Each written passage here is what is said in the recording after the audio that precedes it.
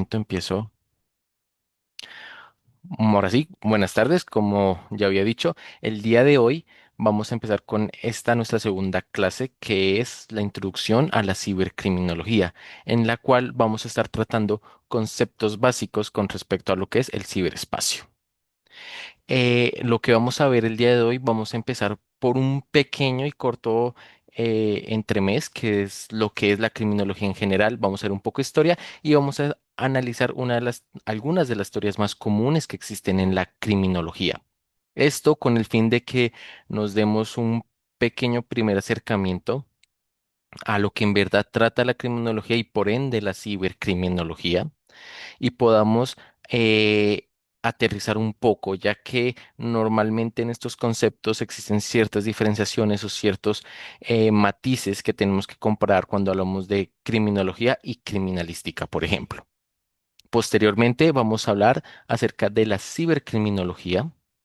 Ya entrados en materia, vamos a ver lo que es, vamos a ver de qué se trata y específicamente vamos a hablar sobre lo que es el ciberespacio. Como se acordarán de la anterior sesión, si es que se acuerdan, si no lo vamos a repetir acá, vamos a ver esta nueva dimensionalidad que tiene ciertas características y ciertas habilidades que tanto pueden ser buenas como también pueden conllevar, digamos, la facilidad de cometer algunos tipos de delitos o pues de crímenes.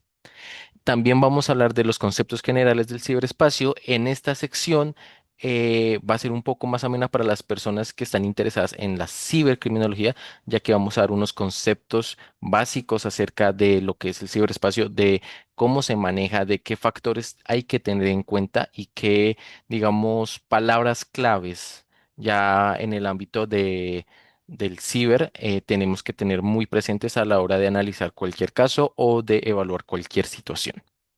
Finalmente, vamos a hablar con respecto a una de las partes principales del ciberespacio, que son los actores, y vamos a hacer un cierre de sesión en el cual vamos ya finalmente a terminar, dar un ejemplo y plantear y planificar, digamos, llevar a tierra ciertas ideas.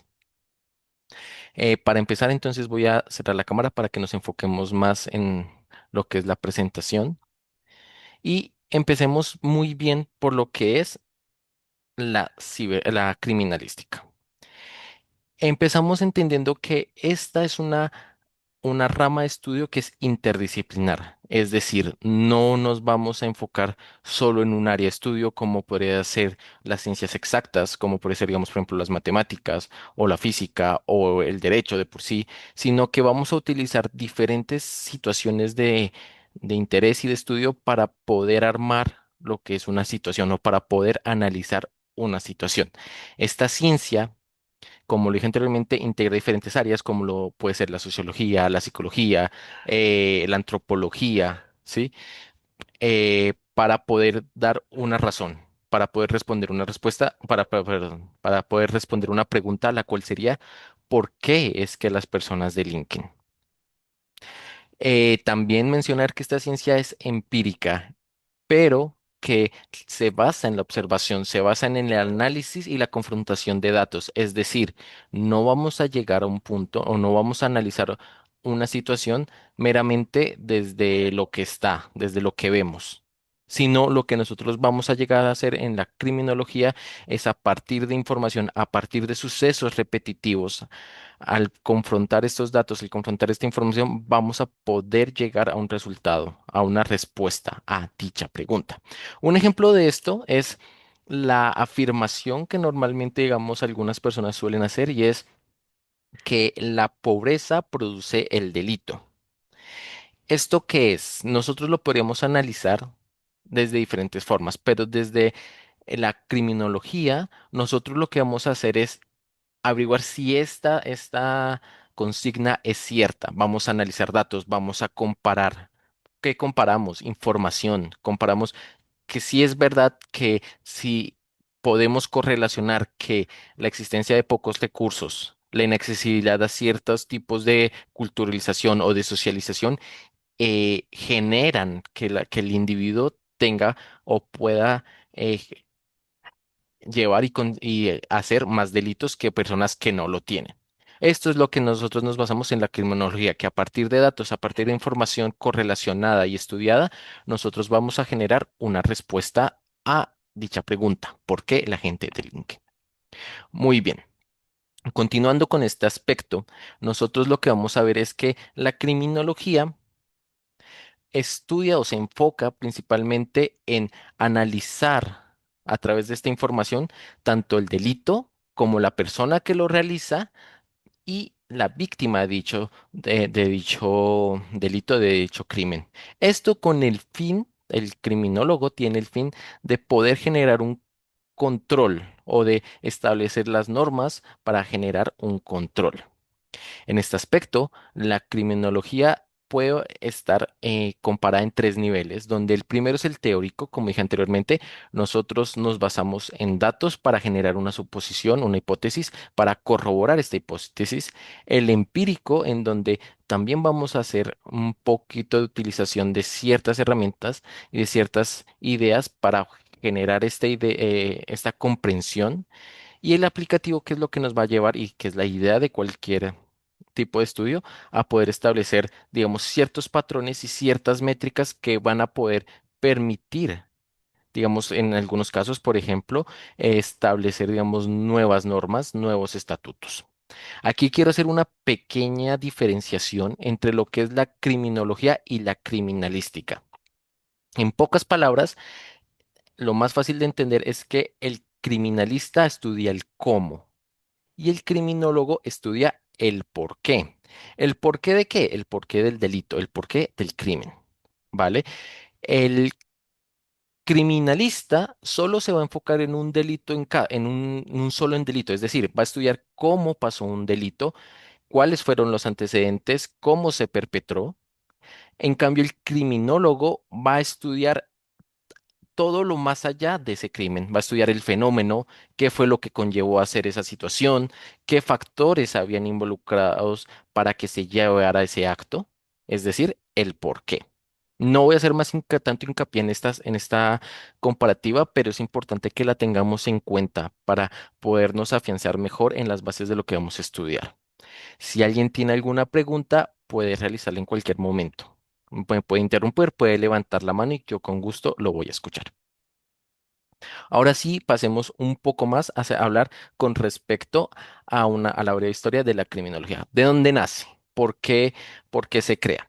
Normalmente, desde los comienzos de la historia del ser humano, siempre ha habido este pensamiento de que si se hace algo que está en contra de una idea, en contra de una idea moral, ya sea dependiendo de la época cultural, va a variar con el tiempo, siempre se tiene que aplicar un tipo de castigo. Anteriormente, hace muchísimo tiempo, esta idea siempre se había dado como, por ejemplo, con la ley del talón, es decir, perdón, del talión, en donde a un castigo, a un crimen, a un acto que está mal visto, siempre se tiene un castigo, no más. Es decir, antiguamente nosotros no vamos a recalcar ni vamos a intentar investigar el por qué pasó la situación o qué es lo que llevó a dicha persona a delinquir, sino meramente nosotros nos vamos a enfocar es en aplicar el castigo, en ya sea una medida equitativa o una medida pues exagerada al castigo. En la antigüedad no vamos a visualizar esto. ¿Qué es lo que pasa? A partir del siglo XVIII, nosotros, con el nacimiento de la Ilustración, la humanidad va a empezar a plantearse nuevas incertidumbres, en donde en el ámbito de la criminología nosotros vamos a empezar a pensar que hay algo más allá de solo aplicar un castigo a una situación en contra de la moral, es decir, un crimen, una situación mal vista o mal pensada por la comunidad. ¿Esto qué quiere decir? Que nosotros nos vamos a empezar a poner a pensar en que la pena o el castigo tiene que ser proporcional al delito. Es decir, nosotros ya no solo vamos a aplicar el castigo que nosotros queramos, ni la ley por mano propia, que también vamos a intentar pensar que más allá del castigo tiene que existir una cultura que nos permita a nosotros prevenir el crimen y estos tipos de actos, y así pues poder eliminar tanto torturas y castigos de forma arbitraria. Es decir, que a partir de este momento de la ilustración, nosotros como humanidad nos vamos a empezar a plantear ir más allá del mero hecho de un crimen y un castigo. Esto conlleva a la creación de dos pensamientos principalmente, que son los pensamientos fundamentales de la criminología, que es la escuela clásica y la escuela positivista. Quisiera saber si hay alguien acá dentro del curso que ha escuchado estas ideas. Si me puede responder mediante el chat o me puede responder interrumpiéndome un momentico, levantando la mano, me gustaría escucharlo.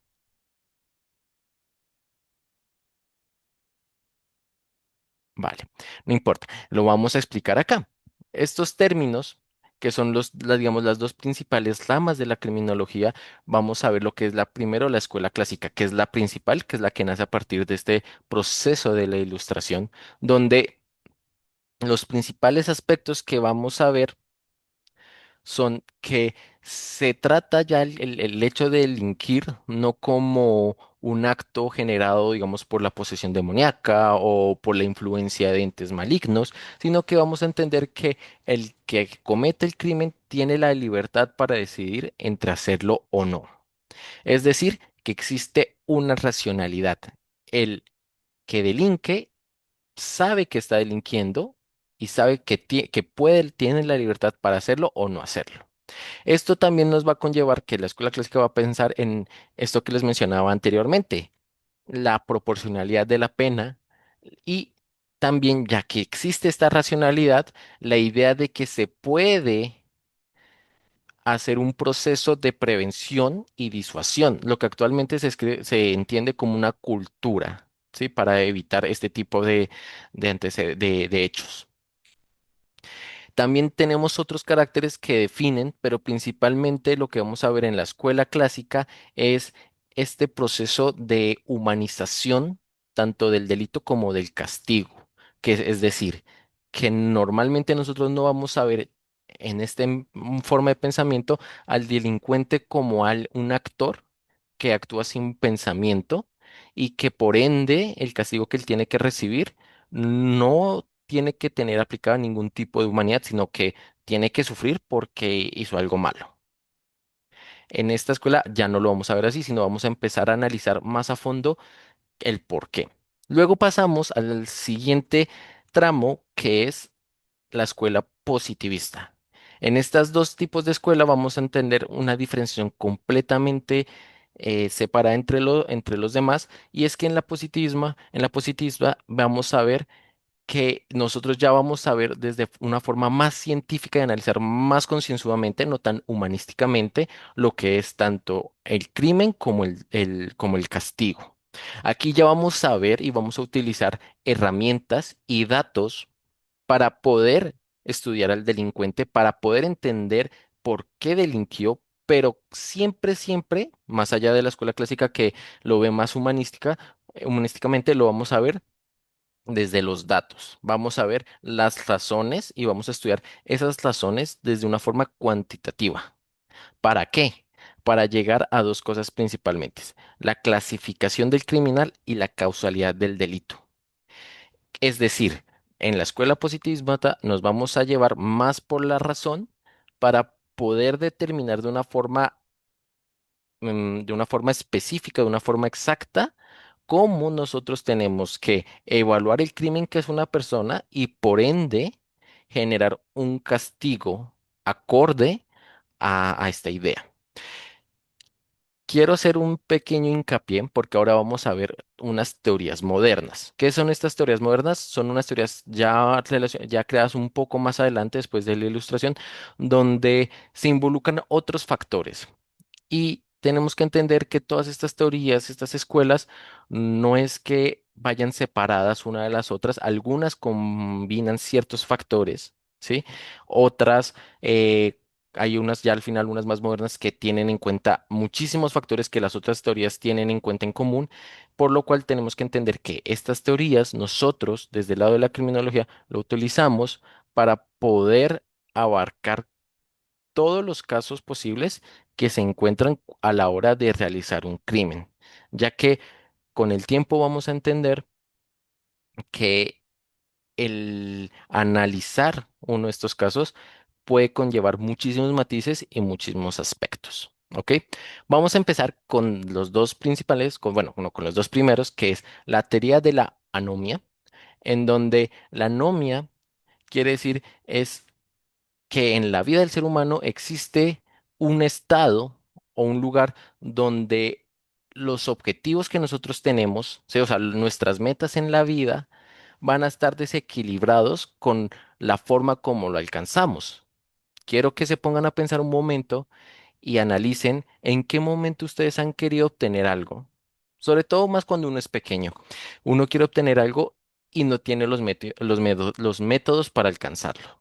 Es decir, yo me quiero comprar un coche, pero no puedo. O más simple, normalmente cuando nosotros vamos en transporte público, nos gustaría, muchas veces alguna habrá pensado, no, me gustaría tener tal carro, pero el dinero no me alcanza. O las deudas me están acorralando. Como dice el dicho de Betty la Fea, que me están respirando al cuello. En este caso, y esta teoría lo que abarca es que en este momento o en esos puntos de inflexión son los que pueden conllevar a una persona a delinquir, ¿sí? Por eso es que tenemos ciertos factores que pueden afectarlo, como es la frustración, la presión social, que es un factor muy importante, digamos, al analizar esta teoría, y la desigualdad social, o pues la desigualdad en diferentes términos, tanto cultural o racial, la podemos ver en cualquier punto. Pasamos ahora a lo que es la teoría de la asociación diferencial, y esta teoría ya aplica un poco el pensamiento de que el delincuente se genera debido a las situaciones sociales que lo rodean. Es decir, tanto al entorno como a las personas de dicho entorno van a generar a lo largo del tiempo que esta persona vaya a delinquir. Es como la rama filosófica de que el ser humano no nace malo, sino es la sociedad lo que lo corrompe. Nos podemos ir por esa rama. En este aspecto, si ustedes se darán cuenta, estas teorías toman ciertos aspectos de las escuelas, tanto clásica como positivista. Y es lo que yo les estaba mencionando anteriormente. Hasta aquí, ¿hay alguna pregunta? ¿Alguien tiene alguna duda? ¿Hay algo que quieran comentar?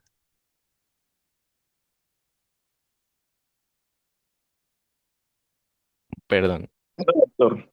Ah, vale, perfecto. También iba a preguntar si se me escucha, pero gracias por la respuesta. Voy a continuar entonces. Ahora pasamos a otros tipos de teorías, que es la teoría del control social, muy parecida a la anterior, en donde lo que nosotros tenemos es que la sociedad genera ciertos tipos de estímulos que nos van a impedir a nosotros delinquir.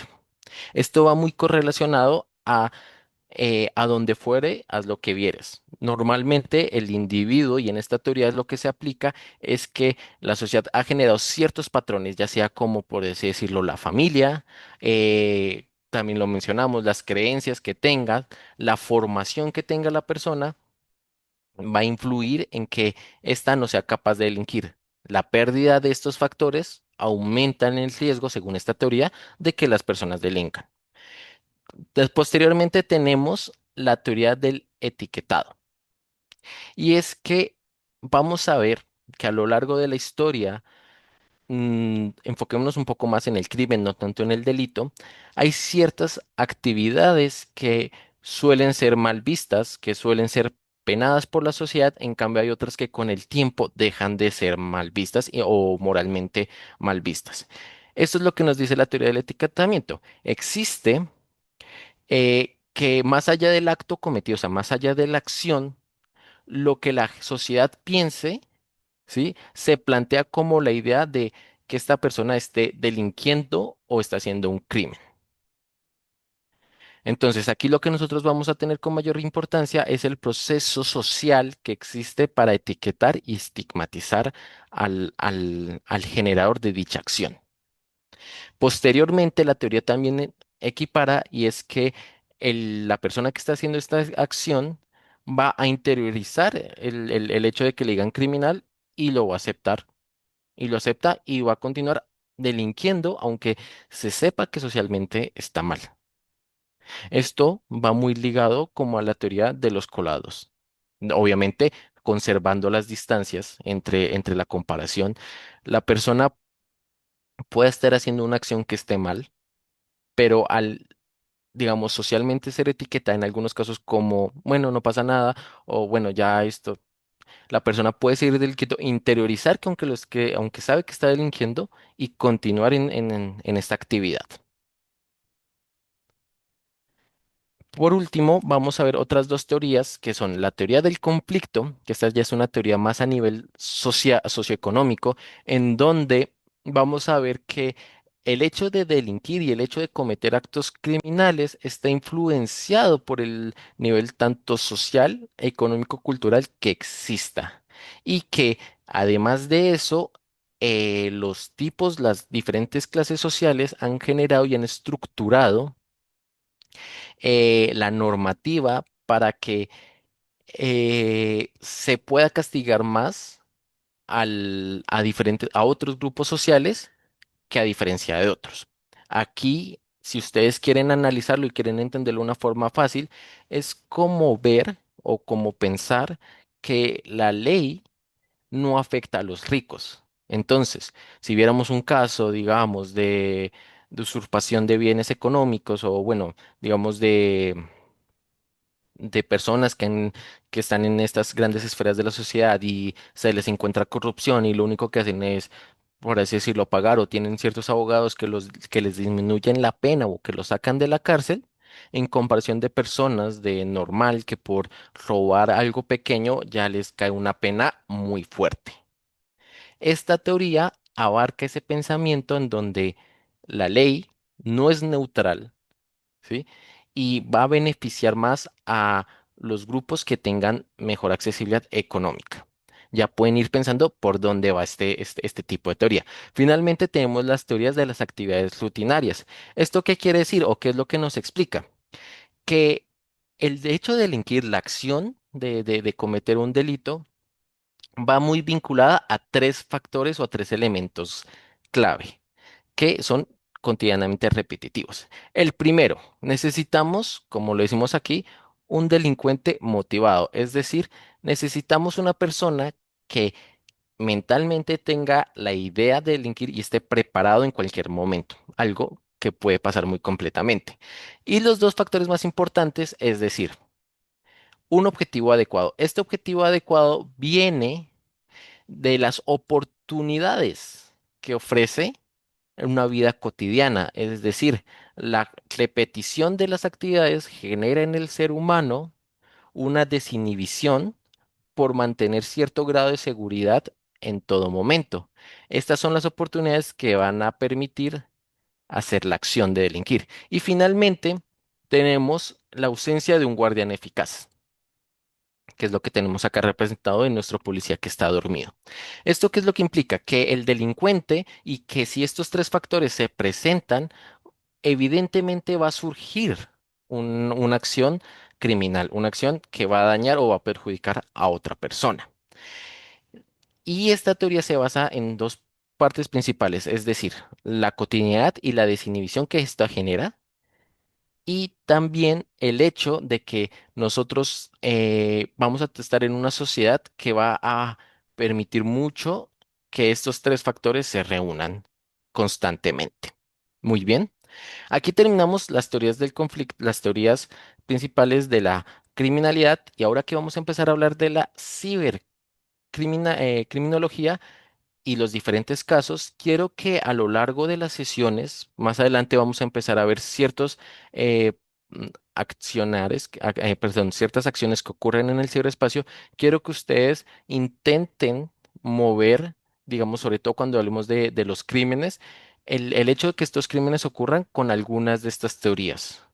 Específicamente con la teoría de las actividades rutinarias y con la teoría de la asociación y del etiquetado.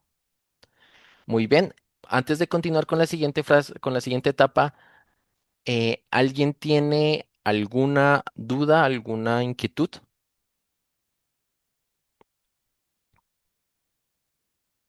No, no, señor.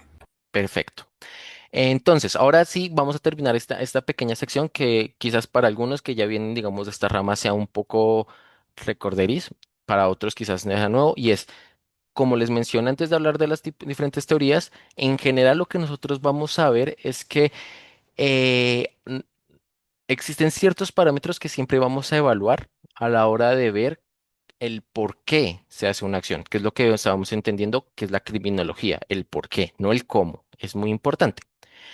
Eh, y entender que finalmente, actualmente en la criminología, nosotros no nos vamos a basar en una sola teoría, sino que lo que vamos a intentar hacer es ver todos los aspectos y a partir de estas mini teorías encaminarnos en resolver la pregunta que nos habíamos hecho al comienzo, que recuerden que es ¿por qué se delinque?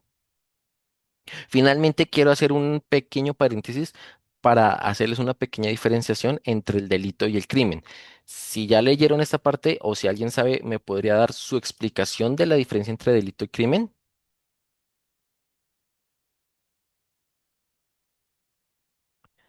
Pues aquí la tenemos. La diferencia entre el delito es que, bueno, empecemos por el crimen. El crimen es el contexto, es el concepto general de hacer una acción que va contraria a una ley o un pensamiento social, o sea, a una moral social. ¿Qué es lo que, o sea, qué es lo importante acá? Que podemos ver que hay acciones que con el tiempo, como se los había mencionado anteriormente, pasan o dejan de ser mal vistas por la sociedad. En cambio, el delito ya viene explícitamente definido por una ley penal, ya definida por un estado o por una entidad o por una organización, ¿vale? Que sea un crimen, que un crimen sea un delito, implica que ésta ya tiene una pena, una sanción. El crimen normalmente no tiene que tener una sanción obligatoriamente. Claro, está mal visto, pero el delito, por estar constituido en una ley, ya implica que tiene un castigo. Ahora sí vamos a pasar al siguiente ámbito, que es la cibercriminología, que es lo que nos compete específicamente a nosotros. La cibercriminología se define como el campo de estudio que analiza el comportamiento delictivo en el ciberespacio, un concepto que vamos a ver en las próximas diapositivas. Es decir, vamos a analizar por qué las personas cometen delitos utilizando tecnologías digitales, Internet o sistemas informáticos. Y cómo este entorno, es decir, el ciberespacio, es decir, utilizar este tipo de tecnologías, transforma las formas de cometer crímenes, las formas de delinquir y cómo transforma también la forma en cómo nosotros interactuamos entre nosotros mismos y con otros individuos, cómo nosotros podemos ver a la persona que delinque y a la persona que es víctima de este acto y también cómo la creación de este nuevo espacio, que es el ciberespacio, afecta a las formas en la que nosotros tenemos para poder mitigar y controlar este tipo de ataques. Si ustedes verán normalmente, en la sociedad actual tenemos muchas formas de nosotros o muchas mecánicas de control para la prevención del crimen. Una es la cultural, como había mencionado antes, la moral. Otras son las entidades, las personas que están al cargo, digamos, la policía, los entes de control, etcétera, etcétera. Aquí vamos a ver que en el ciberespacio estas entidades se transforman y ya empiezan a ser de una forma muy diferente. Lo que ven en los recuadros ustedes son algunas otras definiciones de lo que es la cibercriminología. Lo importante de estas definiciones las pueden leer, las pueden anotar, pero es entender que lo que nosotros vamos a ver acá es analizar el comportamiento en un nuevo espacio, ¿vale?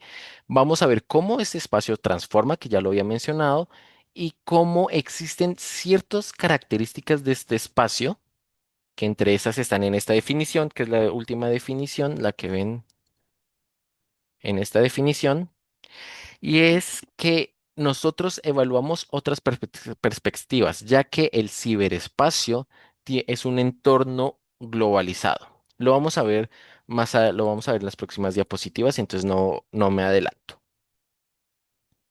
Aquí también hago otro pequeño paréntesis, que al igual que en la criminología, nosotros tenemos que diferenciarlo de lo que es un forense informático, que aquí, si no estoy mal, había una persona que está estudiando esa área. Tenemos que entenderlo también la diferencia entre la ciberseguridad y es que la cibercriminología, a diferencia de la criminología en este aspecto, va a tener un pequeño percance, ya que, como recuerden, nosotros estudiamos el por qué. En el ciberespacio, las situaciones y los accionarios son muy rápidos. Hay procesos delictivos que pueden llevar solamente unos segundos, 4 segundos. De por sí, actualmente el récord de entrar a una compañía de forma ilegal y robar información está en 1 minuto y medio, más o menos. Según 2024 está en eso. Entonces consideren que en el ciberespacio el accionar es tan rápido que levantar y proteger los sistemas también es rápido, por lo cual la información y, por así decirlo, el lugar que vamos a analizar no normalmente va a estar siempre ahí. Lo que nosotros vamos a ver más son históricos. Vamos a analizar información que ya no está o hechos que no podemos ver y evidenciar de forma tan fácil como sería desde la criminología. También lo vamos a comprar y lo vamos a separar de lo que es el derecho penal informático. Es decir, es bien sabido que en esta clase vamos a ver un poco acerca de este derecho, bueno, de estas leyes que soportan el cómo debemos actuar en el ciberespacio, pero no lo confundamos, no son las mismas cosas, aunque nos alimentamos de esta también para poder estudiar el diferente comportamiento que pasa en el ciberespacio. Y finalmente, compararlo y separarlo de la cibercriminalística, que recordemos, al igual que en el espacio normal, se estudia el cómo sucedió un hecho, qué fue lo que hicieron. Y normalmente cuando veamos ejemplos, también en esta clase que vamos a ver algunos ejemplos en otros días, en otras intervenciones, lo que más vamos a analizar o lo que más se va a ver es desde la parte criminalística. Y nosotros lo que vamos a hacer es intentarlo acercar a la cibercriminología. Muy bien, empecemos ahora sí por entender tres conceptos claves que son que vamos a estudiar, dos en esta clase y otros dos en la próxima. Principalmente el primero y el más importante es el ciberespacio. Vamos a entender qué es el ciberespacio. También vamos a ver los diferentes actores que existen en este ciberespacio, como pueden ver en esta imagen. No solo son los usuarios, tenemos personal, técnicos, tenemos personas que intentan proteger el ciberespacio, tenemos personas que intentan delinquir en el ciberespacio. También no solo interactuamos con personas reales, también actualmente estamos interactuando con entidades digitales como pueden ser los robots, como pueden ser los sistemas automatizados. También vamos a interactuar con bases de datos y otros elementos que vamos a ver a continuación. Y finalmente, el último concepto que vamos a ver son los crímenes que ocurren en este espacio. Esto con el fin de que, nosotros tengamos un terreno amplio para poder posteriormente poder evaluar desde el lado de la cibercriminología el perfil del criminal, el perfil de la persona afectada y podamos ver, que es lo más importante, y lo veremos en las últimas clases, el cómo defendernos, cómo se defiende una persona y qué herramientas tenemos nosotros para generar este tipo de defensas y para poder estructurar nuevas formas de defendernos, que al finalmente es uno de los aspectos que busca la cibercriminología, construir a partir del hecho delictivo. Empecemos por el ciberespacio, pero antes de comenzar, vuelvo a hacer la pregunta. ¿Alguno tiene alguna duda? ¿Todos van entendiendo bien? Si me pueden retroalimentar, yo les agradecería mucho.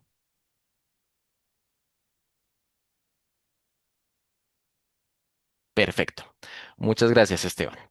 Entonces vamos a empezar con el ciberespacio. Como les comenté en la primera clase, aquí nosotros vamos a ver una nueva dimensionalidad. Esta dimensionalidad está generada por los sistemas digitales y por la conexión que existe entre ellos. Es decir, que el aspecto más importante que va a tener y que para nosotros va a tener el ciberespacio son dos. Que este es un entorno virtual. Ya vamos a ver qué es lo que significa que es un entorno virtual. Y lo más importante es que este espacio está conectado por redes. Redes como cuáles, y aquí quiero que empiecen a hacer la diferencia. Redes como Internet. No toda red es Internet e Internet no son todas las redes que existen en el mundo. ¿Qué es una red? Ya se los voy a explicar. Empecemos por esta parte de lo que es un entorno virtual y qué características para nosotros son importantes como cibercriminalísticos. Cibercriminólogos, perdón. Las características principales, acá yo las he enmarcado, son estas cuatro, y estas son las principales características que nos van a diferenciar. Hay muchas más, pero, perdón, estas son unas características, pero las principales son estas tres, que están en los dibujitos. Discúlpenme la confusión. En primer lugar, lo que nosotros vamos a ver es la deslocalización del mundo virtual. Es decir, actualmente en el ciberespacio nosotros no vamos a tener barreras físicas, culturales, geopolíticas que diferencien los diferentes puntos o los diferentes sistemas que están conectados a esa red. Así como ustedes ahorita en este momento me están escuchando desde su trabajo, desde sus casas o desde cualquier lugar que me quieran escuchar, yo puedo estar sea en Colombia, sea en España, sea en Kuala Lumpur, en cualquier parte del mundo, y eso no va a afectar la comunicación que nosotros estamos haciendo. Esto es un punto muy importante, ya que uno de los aspectos que se suele estudiar mucho, y como vieron en las teorías que implican el entorno, en este caso nuestro entorno es un entorno globalizado donde mm, normalmente estas diferencias geográficas no se ven afectadas, ni políticas. Profe, Para una pregunta. ti, por favor, Dana. Eh, en este ciberespacio también, o sea, perdón si de pronto es como bastante absurda, pero quisiera saber si aquí también entraría el metaverso. Muy buena pregunta. No es una pregunta absurda. El metaverso también entra como parte del ciberespacio, pero lo podemos ver como una sección con unas normas específicas, ¿sí? Normas que no son, que cuando digo normas no me refiero a normas legales ni a normas de comportamiento, sino a una estructuración un poco más aparte. Pero respondiendo a tu pregunta de forma clara y concisa, sí, hace parte del ciberespacio. ¿Por qué? Porque este metaverso se puede comunicar, es decir, que si lo éramos como una red, como un elemento aparte, este metaverso está conectado a toda esta red gigantesca que nosotros llamamos Internet. Por ende, también hace parte del ciberespacio. Y acompañándote a tu pregunta, por ejemplo, alguno podría ver si, por ejemplo, las telecomunicaciones, las comunicaciones de radio pueden hacer parte de este espacio, también pueden hacer parte de este espacio, de este ciberespacio. Te O respondí sea, tu... sí, sí, señor. Pues sí, pues para mí era importante por todos los temas que han ocurrido, pues precisamente como en el metaverso, que incluso actualmente en Colombia se han desarrollado audiencias allí, entonces pues ya tengo como una imagen más universal de lo que el ciberespacio es frente a lo que el ciberespacio es el universo, por decirlo así, y adentro estaría como el metaverso, más o menos como lo entiendo así como los conjuntos. Sí, muy buena asimilación, más o menos como los conjuntos. Pero igual aplicamos todo lo que vamos a ver acá, aunque yo diga ciberespacio, lo puedes aplicar de forma concisa al metaverso, ¿vale? Listo. Sí, señor profe, muchas gracias. Perfecto, a ti por participar. Pasamos al siguiente elemento importante, que es la permanencia de la información. Aquí a contrariar dos cosas, y es que en el ciberespacio la información perdura y no se olvida. Es decir, que cualquier cosa que nosotros hagamos en este espacio siempre va a estar. Y como cibercriminólogos, para nosotros es importante, porque la gente muchas veces piensa que porque yo entro en modo incógnito, porque yo borro las cookies, borro el historial, listo, me salvé. No, en el ciberespacio todo es como si estuviera escrito en piedra. Es verdad que hay cosas que se pueden eliminar del ciberespacio, es verdad, pero los métodos más convencionales y una idea que nosotros tenemos que hacer claro es que estos datos siempre van a estar. Y en el ciberespacio, lo más importante, ya lo vamos a ver, son los datos. Finalmente pasamos a la última parte, a la última característica que diferencia el ciberespacio, y es el hecho de la identidad. En el espacio normal, nosotros identificamos una persona por su rostro, por su huella dactilar. La identificamos por su cédula, por otros factores. En el ciberespacio, esto muchas veces no existe. Existe una huella, existen ciertas huellas que nos permiten identificar desde dónde se conecta la persona, pero no podemos saber si esa persona es fulanito o es sutanito. ¿Y esto a qué nos lleva? A que si nosotros queremos plantear y queremos, por ejemplo, desde el lado de la criminalística o desde el lado de la jurisprudencia, queremos juzgar a una persona porque sabemos desde dónde se conectó, a veces no es tan cierto y no es tan verídico que podamos ver esto. ¿Ok? Estos tres factores conforman el ciberespacio y son importantísimos para nosotros. También tenemos otros como la escalabilidad, es decir, que en el ciberespacio van a haber procesos y accionares y actuares que van a aumentar y van a afectar a una gran cantidad de individuos en el ciberespacio. La automatización. Esto es muy importante porque actualmente y desde el lado jurídico se está intentando hacer algo y es que viene esta pregunta de ciencia ficción y es cómo juzgamos una máquina. Una máquina puede actuar o si es la persona que la diseñó. En este campo lo vamos a revisar un poco más adelante. La baja barrera de entrada. Normalmente en el mundo normal, en el mundo real, una persona tiene contacto con diferentes situaciones a lo largo de que crece. Existe una barrera, ya sea por la cultura, ya sea porque el entorno que uno está, para involucrarse en ciertas cosas. En el ciberespacio no lo tenemos o es muy baja. Y como les anteriormente, la persistencia de la información. Voy a avanzar un poco más rápido porque no nos queda tanto tiempo y esta es una parte muy importante que a ustedes como personas que están en otras áreas del conocimiento, quizás se les pueda dificultar un poco, pero es muy importante tenerlo en cuenta para la hora de ustedes analizar todo lo que es la cibercriminología, entender ciertos conceptos básicos para que a la hora que un perito les venga a decir, no, mire, señores, que el ataque que él hizo es un ataque de ODS o es un ataque a negación de servicio, por lo menos podamos entender un poco lo que vamos a hacer. Y me disculparán si me extiendo un poco. Empezamos por lo que es, imaginémonos el ciberespacio como un espacio en blanco. Y vamos a empezar desde lo más básico, desde la raíz, que es la infraestructura física. Esta infraestructura física es lo que le da vida al ciberespacio y lo que sin esta infraestructura no podría existir. Como les comenté anteriormente, son redes, es decir, son conexiones. Aquí nosotros vamos a encontrar lo que normalmente vemos en las noticias cuando hablamos de telecomunicaciones o de informática, cables submarinos, centros de datos, es decir, puntos donde llega la información, satélites, antenas, etcétera, etcétera. Es decir, todo este medio físico que permite que las personas se puedan comunicar en este ciberespacio. Aquí viene la explicación que les quería hacer acerca de las redes de comunicación. El ciberespacio en su forma física se basa a partir de las redes. ¿Las redes qué son? Son unos dispositivos que están conectados entre sí y pueden pasar información. Ya les voy a hablar un poquito acerca de la información. Aquí estamos hablando acerca de la infraestructura y las redes de comunicación. Como les mencioné anteriormente, el ciberespacio se basa en Internet. ¿Internet qué es? Es una red de redes. Es decir, pequeños dispositivos, por ejemplo, en la casa de ustedes existe una red y esa red se llama red local.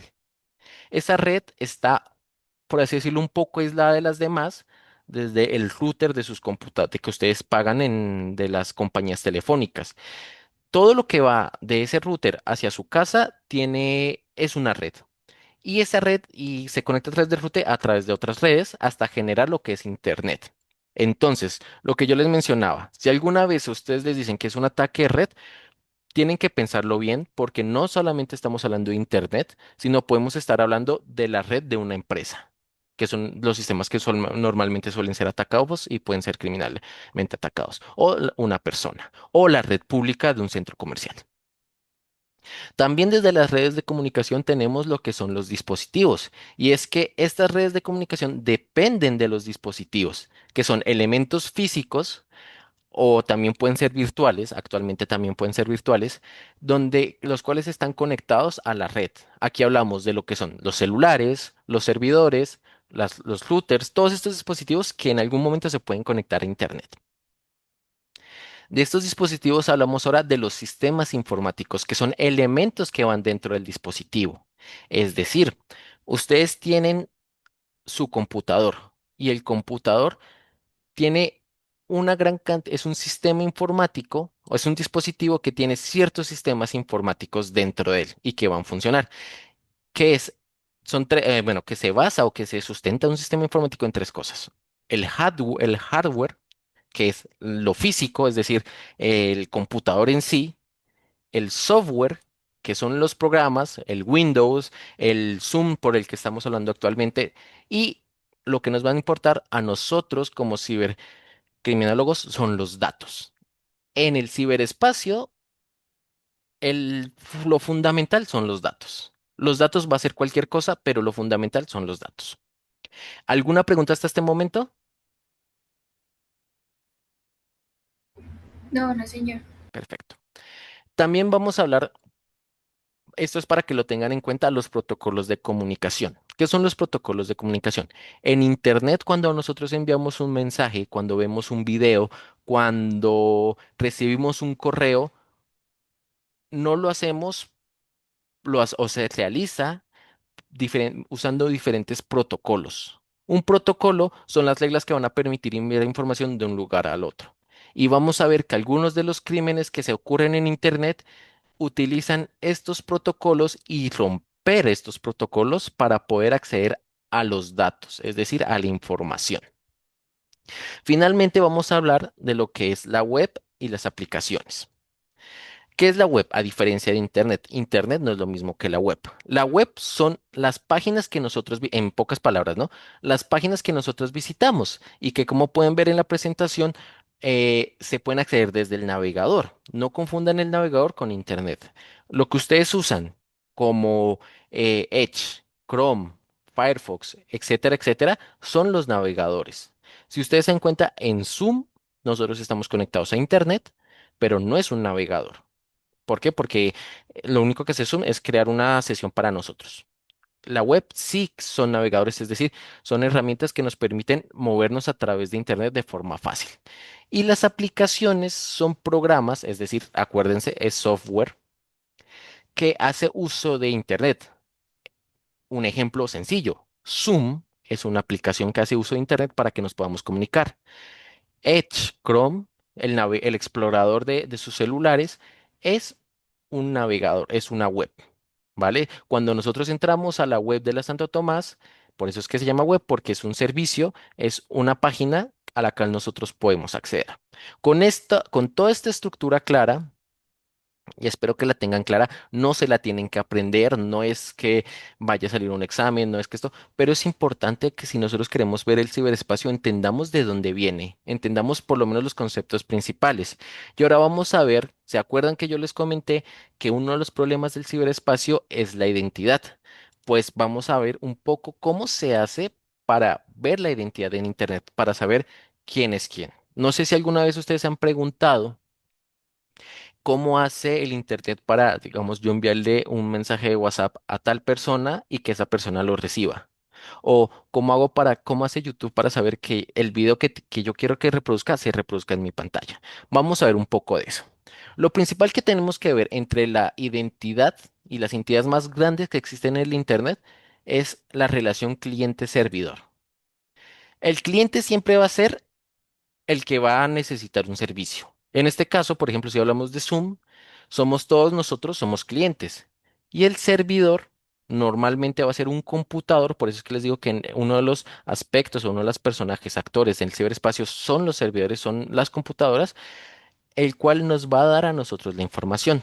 En el caso de Zoom, consideren lo que el servidor principal, o sea, donde se almacena toda la información, donde se hace toda la cosa, y nos presta a nosotros un servicio para crear esta sesión en la cual nosotros estamos hablando. Y aquí vienen tres puntos súper importantes que son estos tres de acá. Como les dije anteriormente, los datos es lo más importante de Internet. o bueno, del ciberespacio. Los datos lo son todo. Cuando nosotros vemos la mayoría de los casos criminales que vamos a ver o de los delitos, solo son porque alguien liberó esto, se robó esto, capturó esto o no deja acceder a lo que son los datos. Ahora, como les estaba mencionando, los elementos de la identidad, por otra parte, los elementos de la identidad que nosotros tenemos en red principalmente son dos: la dirección IP y la dirección MAC. Cuando un perito, cuando una persona que esté en un caso de esto diga, venga, es que pues, sabemos que la persona que hizo se extorsiona a tal persona tiene esta dirección MAC, nos estamos refiriendo a un identificador único que tiene cada dispositivo que se conecta a Internet. Sus celulares tienen una dirección MAC, sus computadores como equipo tienen una dirección MAC. ¿Vale? Y esta es propia de ellos. No existe otra en el mundo, o sea, no existe otro computador con esa dirección. En cambio, la dirección IP, que yo creo que algunos la habrán escuchado, ay no, que la dirección IP, ¿qué tal? ¿Qué tal?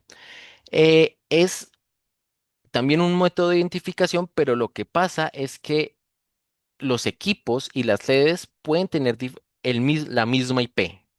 Y la IP se utiliza mucho para identificar la ubicación geográfica real de un acceso, digamos, de un dispositivo accediendo a Internet.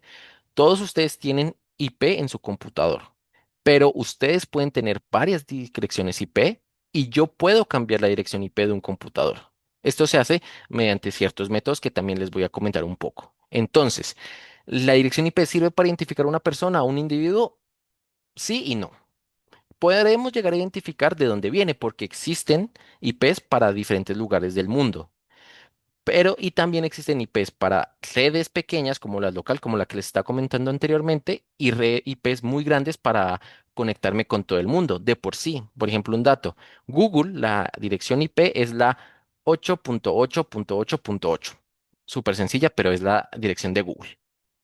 Ahora, existe otra cosa, y es lo que nosotros vemos normalmente el día a día, que son las DNS. Domain Name System. ¿Esto qué es? En pocas palabras, es la forma que los humanos nosotros tenemos para poder identificar todas las direcciones IPs que existen en el ciberespacio. ¿Ok? Un ejemplo. Cuando ustedes colocan Google y abren Google en su navegador, les va a aparecer www.google.com. Cuando ustedes abren YouTube, www.youtube.com. Esa es la DNS. Las palabras que nosotros podemos entender es la DNS. ¿Ok? Y estas DNS implican una IP o muchas IPs, ¿vale? Ahora, como yo les decía anteriormente, las direcciones IPs pueden cambiar. ¿Cómo se hace o cómo uno son los métodos para cambiar las direcciones IPs? Pues mediante las VPN. No sé si alguien las habrá escuchado en algún caso, en alguna situación. Las VPN son redes virtuales privadas.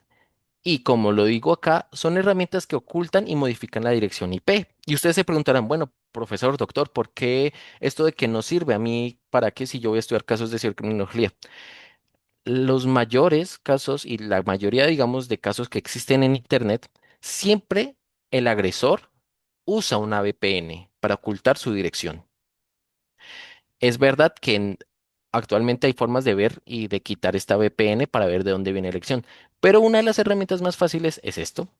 Es decir, usted en un banco recibimos un ataque de y la dirección IP que encontramos viene de Argelia. ¿Cómo nosotros afrontamos esto? No, es que tenía una VPN que era de Argelia. Entonces, ¿qué es lo que hacemos en este caso? Por eso es que las VPN son tan importantes en nuestro entorno. Entender que la VPN lo que hace es ocultar de dónde está la persona es muy importante porque eso, saber de dónde viene una persona, nos permite a nosotros poder tener un marco mucho más amplio y entender lo que está pasando. Finalmente hago dos pequeños paréntesis entre los puertos de un dispositivo y es que cuando ustedes se conectan a Internet, su equipo tiene diferentes entradas a conectarse a Internet. Los diferentes servicios que ustedes hacen tienen diferentes puntos de conexión que son los que se llaman puertos. Entonces, la dirección IP nos va a decir dónde está el computador, pero si yo quiero acceder a un ejercicio específico, por ejemplo, a las páginas web, uso del puerto 80 y es por defecto. Estas son cosas que, a menos de que uno los quiera cambiar, por defecto van así. Por ejemplo, para el correo es el puerto 25 en nuestros computadores. Y finalmente hay otra cosa que yo quiero que tengan muy en claro en la identidad de la red, que son las cookies. ¿Alguien ha escuchado acerca de las cookies? Cuando entran a, por ejemplo, el espectador le dice, no, venga, es que tiene que aceptar las cookies de nuestro programa o cosas así. Sí, sí, señor. Perfecto. Las cookies en verdad son pequeños archivos de texto, de códigos, solo tienen palabras claves, pero lo que sirven es que van a guardar información. ¿Qué guardan? ¿Qué información guardan? Normalmente inicios de sesión. La cuenta que ustedes hacen en Facebook son cookies. El usuario también son cookies. También que van a guardar, pueden llegar a guardar, y por eso es que también es importante cuando ustedes vayan a aceptar las cookies, lean bien, pueden guardar. ¿Qué clics hacen ustedes? ¿Dónde hacen ustedes clic? ¿Cuánto tiempo duran ustedes viendo una pantalla? ¿Cuánto tiempo duran viendo una publicación? Esta información es crucial y es muy importante porque uno de los crímenes es el robo de información en cookies. Ya vamos a terminar y hacemos una pequeña pausa en donde ya vamos a hablar de la seguridad y el control. Como les dije, el entorno en el ciberespacio existe otro problema y es cómo controlamos que pasen las cosas. ¿Qué es lo que nosotros tenemos? Entonces, aquí vamos a hacer parte de tres cosas importantes que existen en el ciberespacio. La autorización, la disponibilidad y la integridad de los datos. ¿Qué es la autorización? Normalmente, pues como lo dice, nosotros cómo delimitamos que las personas hagan ciertas acciones, pues autorizando que lo puedan hacer o no. La disponibilidad.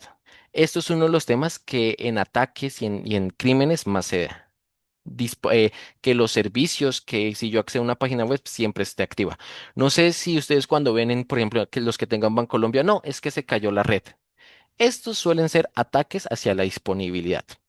Y la integridad de los datos, nosotros lo que vamos a ver es cómo asegurar que la información nunca sea modificada. Y uno de los ataques principales es modificar esta información. Como se habrán dado cuenta, cada vez cosa que estamos viendo, existe un ataque para tal, o sea, un ataque me refiero a un crimen para tal situación.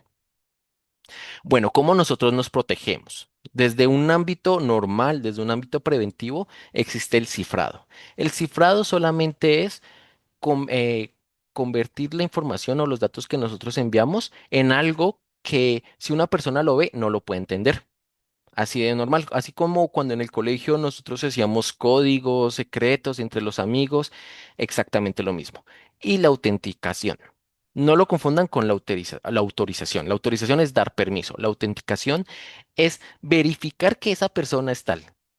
Yo soy Edgar Felipe Rojas Cala, yo tengo que autenticar que yo soy. ¿Cómo? Con la cédula. ¿Cómo? Con tal cosa. Aquí es donde nosotros vamos a ver lo que es la autenticación en dos pasos, las USB que tienen el código repetido, algunos si él tiene las cuentas bancarias que tienen el código de seguridad, etcétera, etcétera. Y ahora como criminólogos, acuérdense que yo les había comentado que nosotros lo que no vamos a ver en el ciberespacio es el hecho delictivo. O sea, nosotros no vamos a estar para ver mientras se roban la información. En el espacio normal también pasa, pero aquí quiero hacer más hincapié en esa idea. Lo que nosotros vamos a tener es algo que se llaman log.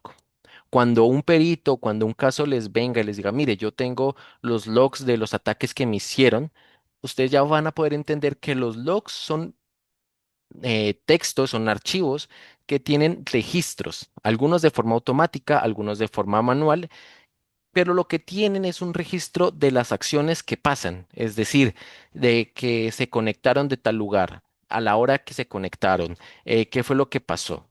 Y también vamos a ver lo que existe la huella digital. Como yo les dije, aunque los datos se pueden eliminar, siempre existe un rastro. En Internet siempre va a haber un rastro.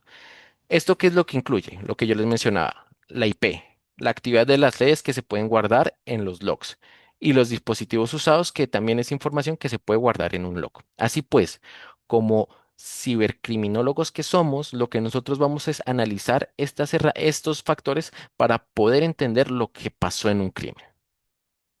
Finalmente pasamos a lo que son riesgos y amenazas, en donde vamos a ver ciertos términos que tenemos que tener en cuenta. La vulnerabilidad. La vulnerabilidad en el ciberespacio, como en el espacio normal, son aquellas cosas que permiten el hecho delictivo. Si ustedes se acuerdan, cuando estábamos viendo las teorías, estamos viendo que existen algunas teorías donde ven que tiene que haber la oportunidad. Esta es la oportunidad.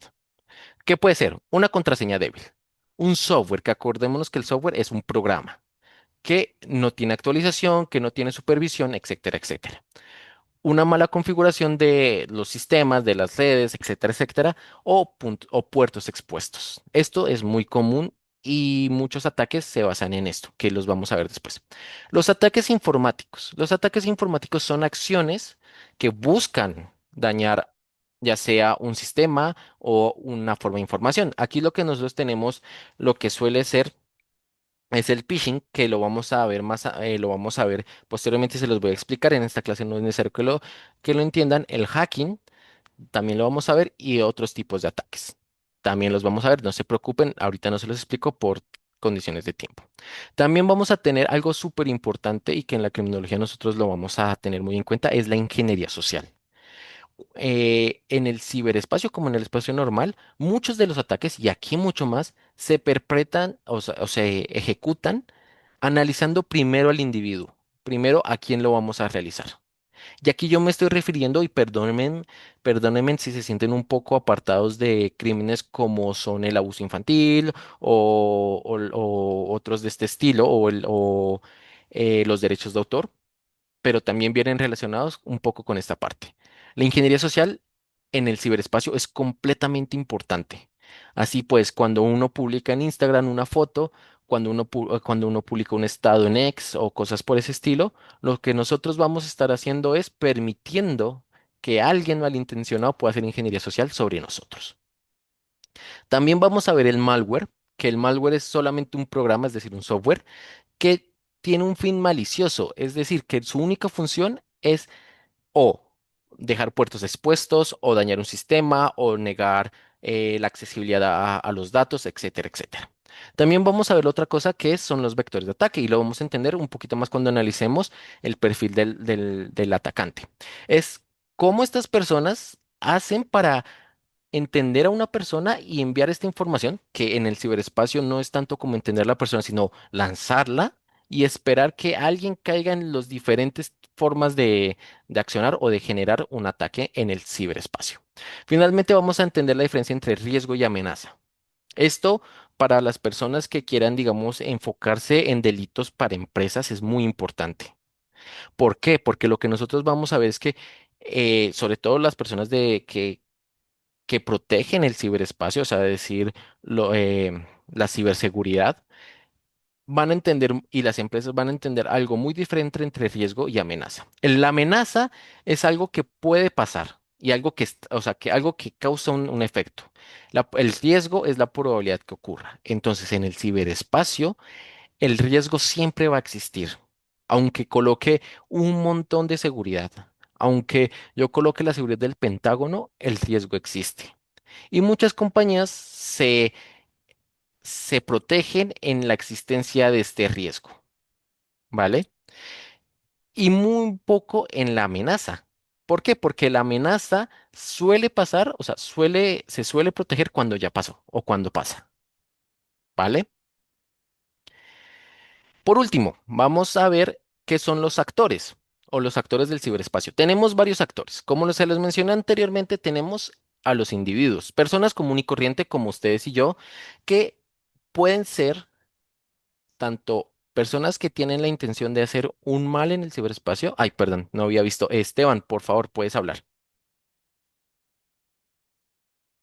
Gracias, doctor. Es que quería hacer una pregunta con respecto a cuando su merced menciona que, digamos, básicamente en el ciberespacio pues no podemos ver el crimen en su fragor, ¿no? Quería hacer una pregunta específicamente sobre el tema del blockchain. No, no soy experto en la materia, sin embargo, tuve unas clases de innovación en Derecho con el doctor Axel Díaz de Adalid, que están especializados en precisamente en estos temas de cibercriminalidad y de peritajes en ese punto. Y lo que yo más o menos recuerdo sobre el tema del blockchain es que esta seguridad, digamos que está completamente descentralizada, ¿no? Conectado con los múltiples nodos cuando se están haciendo las distintas acciones digitales, que además van cambiando precisamente en línea de bloques, es de alguna manera pública en el sentido que se puede estar observando y precisamente de allí la seguridad del blockchain en tiempo real como los cambios que se están haciendo en las actividades digitales. Entonces no sé hasta qué punto, discúlpeme si no me sé explicar bien, porque como le digo, no soy experto en el tema del blockchain, pero es lo que yo recuerdo, lo que tengo en la mente sobre ese particular. Hasta qué punto allí, en ese tipo de seguridad específica, con los cambios, por ejemplo, del hash, digamos, en vivo, sí podría estarse observando ese tipo de criminalidad en tiempo real. Mm, a ver, déjame ver si te entendí bien la pregunta y lo que te la replanteo y me mencionas si es. Lo que tú quieres saber es, a partir de, digamos, de sistemas que son mucho más rápidos, que se manejan en tiempo real, ¿qué tan posible es verlos, pero como, o sea, como verlos y responder, o te refieres como verlos y estudiarlos? Pues ambas, finalmente, como su merced mencionaba que, digamos, no se podría observar el crimen en su fragor, sino que vamos a estudiarlo básicamente a posteriori, pero creería yo que con tecnologías como blockchain sí se podría en vivo estar observando el crimen, es decir, por ejemplo, estar observando el ataque que están hackeando, entonces hay un cuerpo de ingenieros, incluso ni siquiera ingenieros, sino eh, la máquina, el propio antivirus, puede estar actuando en el mismo momento en que se esté violando datos personales o en que se esté alterando una base de datos o en que se esté ingresando sin los permisos. Bueno, eso para traerlo a delitos típicamente entendidos así. Obviamente que hay muchas más posibilidades, pero lo que se me ocurre, modificándose un documento, falseándose un documento, por ejemplo, una falsedad en documento público que sea un documento público que se emite electrónicamente y ese documento público como protección tiene un hash. Entonces, en el momento en que se esté modificando El hash. ese documento, pues modifica el hash y que uno lo pueda estar Mm, viendo en vivo, ¿sí? Es decir, como enterarse en momento real de lo que está sucediendo, como ver el hurto, ver al ladrón corriendo, sí, sí. pero verlo ahí. Muy Sí, buena pregunta. Eres Esteban, ¿cierto? Sí. sí, señor. Sí, muy buena pregunta, Esteban. Y ahí sí tengo que hacer una pequeña corrección porque o sea, no, no lo podemos ver en términos de estudiarlo. O sea, como una escena del crimen. Es a lo que me refiero. ¿Por qué? ¿Por qué? Lo podemos ver y de por sí la ciberseguridad se basa en detectar cuando algo está pasando, cuando algo está erróneo. No solo en el blockchain, sino en cualquier sistema de empresas, ¿sí? Vámonos un poquito a los crímenes sobre las empresas. Después vamos a hablar a los crímenes de personas, porque esos sí ya son un poco más complicados de ver. A los crímenes sobre empresas, estas tienen sistemas que lo vamos a ver en las últimas clases, que es cómo protegernos, pero pues un poco adelanto, tienen firewalls, tienen sistemas SIC, tienen diferentes nombres los sistemas, pero esos sistemas lo que hacen es detectar estas cosas que tú dices. Digamos, eh, por ejemplo, no, es que una persona está entrando está intentando acceder una gran cantidad de veces a un servicio, o mira, es que yo tengo las contraseñas digitales, que también es un tipo de blockchain, perdón, el segundo factor o sí, las contraseñas en segundo factor y veo que está cambiando mucho porque alguien está intentando, por ejemplo, hacer un ataque de fuerza bruta, ¿sí? Eh, las empresas y las entidades tienen la forma de detectarlo y de actuar inmediatamente de por sí. Ahí es donde yo venía con la velocidad. En el ciberespacio dejar que un ataque, digamos, por ejemplo, dejar que el ladrón se escape, ¿sí? Que dejarle un tiempo, dejarle unos segundos, implica una cantidad de pérdida de información y de robo exageradísimamente. O sea, ustedes no saben cuánta cantidad de información se pueden robar en un segundo. Es muchísima. Ni yo lo sé, o sea, es algo que no lo podemos imaginar. Entonces, cuando yo me refería a que nosotros no podemos ver el hecho, es porque el actuar de la respuesta, o sea, responder a un ataque, sellar la brecha y evitar que se pierda información, se suele hacer demasiado rápido. se suele bloquear. Lo que tú dices, un sistema blockchain que está haciendo esto, veo que alguien está entrando, que pues no es que funcione de esta forma el blockchain de alguien está intentando atacar y entonces empieza a cambiar. No, tienen otros métodos, pero si lo vemos desde ese punto de vista del cambio de hash o de, digamos, de intentar acceder muchas veces a un usuario, una contraseña, los sistemas, sobre todo las máquinas, no es tanto como un grupo, digamos, las personas se demoran más en responder, por eso es que tienen máquinas, las máquinas van a responder de forma inmediata y van a cerrar la brecha. Por eso es que tú dices, no, es que sí podríamos ver a la persona robándose, es verdad, lo podríamos ver en tiempo real, pero verlo es perder mucho dinero, es perder muchísima información. Entonces, los sistemas intentan mitigar de una vez el problema. ¿Qué es lo que pasa? Un ejemplo. Bancolombia, si hacen un ataque, ¿sí? De que normalmente a Bancolombia lo suelen atacar es con denegación de servicios, es decir, con muchas solicitudes. Bancolombia lo que hace es, de inmediatamente que lo detecta, cierra todo. Y por eso es cuando nosotros vemos, no, es que el servicio está inhabilitado. Y ustedes dirán, bueno, pero si lo cierra todo, ¿por qué se demora? Porque él, lo que te digo, él cierra completamente, él soluciona el problema, evita que sigan haciendo las cosas, pero tienen que revisar todo. Entonces ahí ya vienen las personas humanas que van, revisan, ven qué fue lo que pasó, los técnicos ven, luego ya entra el personal especializado, criminólogos, cibercriminólogos o cibercriminalistas que ven ya más a fondo y analizan más a fondo y por eso es que se demoran mientras vuelven a reiniciar todo, etcétera, etcétera. No sé si te respondí la pregunta, si no, por favor, házmelo saber, Esteban. Sí, doctor, sí, me quedó completamente claro. Muchas gracias porque efectivamente ahí cambia como la temporalidad, la oportunidad de reacción.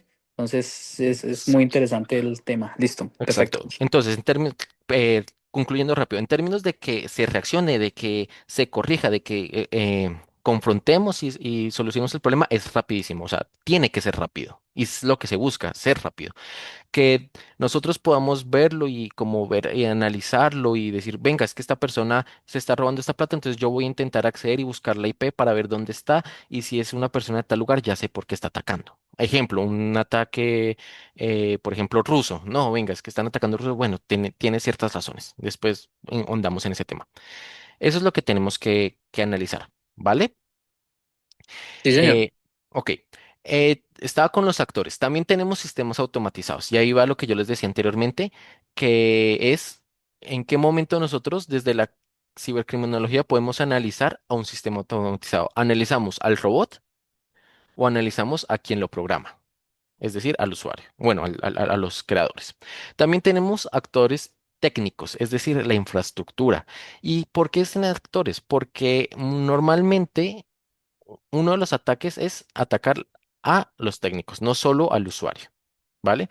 Y finalmente tenemos un último actor que son las entidades, que son empresas y los estados. Este actor es muy importante porque ahorita que vamos a ver un poco los crímenes y esto, existe un crimen muy especial, bueno, un delito muy especial que abarca todos los delitos, que son los delitos de ciberterrorismo. Este es muy importante y es muy interesante verlo y es ¿qué puede hacer el Estado y hasta dónde llega el Estado para poder mitigar esto? Y aquí vamos a ver lo que son las infraestructuras críticas. Si ustedes han estado un poco atentos a lo que es actualmente la información, verán que Estados Unidos amenaza y amenaza a Irán con romper las centrales eléctricas, con romper, con volar desalinizadoras, etcétera, etcétera. Estas son estructuras críticas y en el ciberespacio, atacar estas estructuras críticas es algo que los estados se están preocupando y bastante. Vale. Para el cierre de la sesión, a ver, sí, para, digamos, el cerrar de esta terminación, vamos a ver, o les quiero mostrar un caso que pasó hace poco, que es, no sé si ustedes se acuerdan, el acceso, o bueno, como que la fuga de información que hubo de la DIAN, que al final dijeron, no, que no se había pasado la información, que no, bueno, etcétera, etcétera, pero sí hubo cierta fuga de información que no es importante. ¿Qué es lo que nosotros tenemos? Y vamos a analizarlo un poco desde la cibercriminología, ya teniendo este contexto del ciberespacio y de la ciberseguridad que hemos aprendido el día de hoy. Leo un poco el texto. A inicios del marzo de 2026, la DIAN sufrió un incidente de ciberseguridad. ¿Qué es lo que entendemos un incidente por ciberseguridad? Un ataque, o sea, un crimen, ¿vale? Que después vamos a ver si se tipifica como un delito. El ataque afectó el sistema de agendamiento de citas, es decir, que impidió el acceso, ¿sí? Y hubo una gran cantidad de accesos no autorizados, es decir, que y mucha gente intentaba entrar con un usuario y una contraseña que no era permitido, ¿sí? Ahí vemos lo que es la autentificación y la autorización, las diferencias. El ataque fue externo, ¿qué es lo que quieren decir? Desde la cibercriminología, ¿alguien me podría decir qué significa que el ataque sea externo? Vale. Que Ah, fue sí. distinto o sea, que estuvo conectado en otra IP. Eh, sí y no. O sea, sí es verdad que está conectado desde otra IP, pero cuando nos referimos externo, ¿sí? Quiere decir que dentro de la empresa no hubo. Es verdad, desde otra IP. Pero ¿qué quiere decir que sea externo, o sea, que no sea desde la empresa? Es decir, que no hubo sabotaje. Desde la criminología podemos analizar esto desde que no hubo una persona infiltrada. Es muy importante entender esto porque eh, que haya alguien infiltrado o que no haya alguien infiltrado es muy importante, sobre todo para digamos, las empresas que son parte del Estado. Digamos, esto puede ser, si es interno, puede ser espionaje, puede ser sabotaje, puede ser terrorismo, ¿ok? Ahí ya lo vamos acoplando un poco más hacia lo que es el análisis psicológico de la cibercriminología. También nos dice que hubo un intento de extorsión. Si lo analizamos desde la criminología, queremos ver que la persona que lo intentó hacer, ¿sí? O las personas que lo intentaron hacer, lo más probable, como se dice, un intento, lo más probable es que eran personas que no querían extorsionar, es decir, que su objetivo más que la extorsión era intentar eh, vulnerar o intentar afectar la eficiencia del sistema, que era del sistema informático que tenía la DIAN. ¿Ok? Estas son las cosas que nosotros vamos a empezar a analizar. No se preocupen si dicen, venga, pero usted, ¿por qué salió de esto? Apenas solo hemos visto un pequeño inciso. Vamos a ver más cosas que nos van a llevar a hacer este análisis. Finalmente, y ahí va la pregunta que me decía Esteban. La respuesta es rápida. Ellos actúan inmediatamente, desactivan el sistema de citas, activan unos protocolos de seguridad y aquí es ya donde empieza a demorarse. Por eso es que pueden pasar horas o días hasta que se restablezca el servicio. Inician un análisis forense. Entonces, acuérdense que yo les dije, hay huellas que se pueden rastrear, hay logs, que los logs que son, son toda la información de estos accesos, ay, perdón, un momento. Toda la información de estos accesos no autorizados, ¿ok? Que se guardan en archivos. Luego ya pasamos ya a una parte más jurídica, que es el denuncio y se realizaron pruebas de seguridad. Entonces, nosotros, ustedes como cibercriminólogos, ¿dónde creen que podrían actuar en estas áreas? Que es de la respuesta rápida. Con más o menos con la idea que se hicieron desde que analizamos la criminología. O sea, hasta el momento, ¿en dónde nos podríamos situar en esos tres estadios? En esos cinco, son cinco. Pero sí, esa sería la respuesta. Si quieren, no me la digan, pero piénsenselo un momento y yo les puedo decir que ustedes pueden ir desde acá y más allá como cibercriminólogos. Desde el análisis forense, desde la denuncia a la fiscalía, hasta ir más allá como implementar leyes que impidan que se hagan esto o que castiguen que se haga estos intentos, no solo la extorsión. ¿Por qué? Porque puede existir, y lo vamos a ver, que existan leyes que impidan el intentar atacar con fuerza. Estos ataques que son, digamos, a intentar, pueden ser un ataque de fuerza bruta, es decir, intentar un montón de veces con accesos no autorizados, ¿vale? Los vamos a ver en la próxima clase, ¿vale? ¿Cómo se llama este tipo de ataque que hicieron para que ustedes lo tengan? Supply Chain Attack. Es decir, intentar, es un tipo de ataque que es de fuerza bruta, es decir, intentar romper, ¿sí? Mediante introducción de cadenas, el comportamiento normal de un sistema, ¿vale? Voy a dejar de grabar un momento.